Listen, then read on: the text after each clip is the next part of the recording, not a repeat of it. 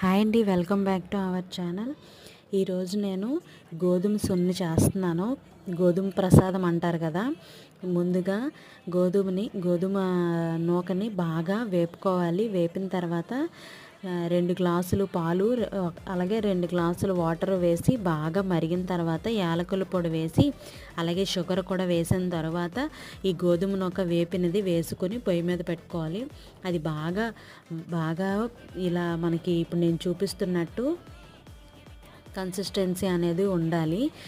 అది చల్లారిన తర్వాత బాగా గట్టిగా అయిపోతుంది. ముందుగానే మనం బంద్ చేసేయాలి. నేను ఇప్పుడు బూరెలు చేస్తున్నాను.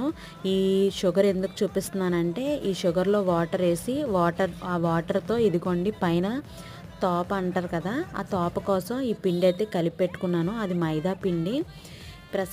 ప్రసాదాన్ని అంతటిని కూడా నేను ఇలాగా బాల్స్